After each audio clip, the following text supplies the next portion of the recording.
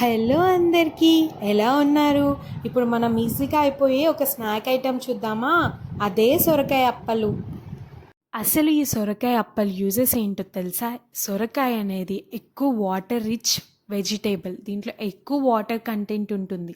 ఇది బ్యాడ్ కొలెస్ట్రాల్ని కూడా దగ్గరికి రానివ్వదు.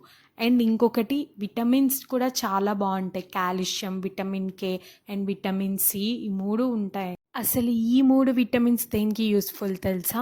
హెయిర్కి, స్కిన్కి అండ్ బోన్స్కి యూస్ఫుల్.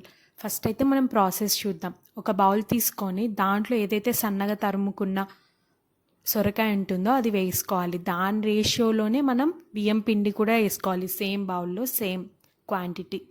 అండ్ దీన్ని వాటర్ పోయకుండా దీంట్లో కొంచెం జీలకర్ర, ఉప్పు, సన్నగా తరుముకున్న ఆనియన్స్, పచ్చిమిర్చి, కరివేపాకు అండ్ కొంచెం అల్లం అండ్ 30 మినిట్స్ ముందు నానబెట్టుకున్న శనగపప్పు వేసుకోవాలి. అండ్ దీన్ని వాటర్ పోయకుండా మంచిగా కలుపుకుంటూ ఉండాలి. అసలు వాటర్ పోయకుండానే అది మంచిగా కలుస్తుంది.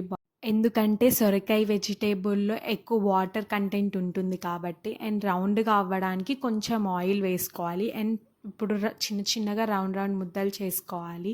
ఇప్పుడు ఒక కవర్ మీద ఆ ముద్దల్ని పల్సగా ప్రెస్ చేసుకోకుండా కొంచెం మందంగా ప్రెస్ చేసుకోండి. పల్సగా ప్రెస్ చేసుకుంటే నెక్స్ట్ డేకి గట్టిగా అయిపోతాయి, తినలేకపోతారు.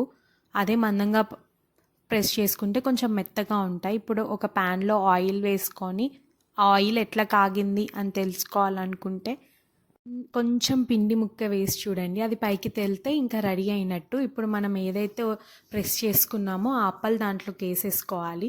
చాలా అంటే చాలా మంచి ఫుడ్. అంటే ఆయిల్లో ఫ్రై చేస్తున్నాం కాబట్టి మంచి ఫుడ్ కాదు బేసిక్గా. బట్ బయట pizza, burgers or else fast food వీటితో కంపేర్ చేసుకుంటే ఈ స్నాక్ అనేది చాలా అంటే చాలా మంచిది. ఎందుకంటే మనం సొరకాయ యాడ్ చేస్తున్నాం కాబట్టి.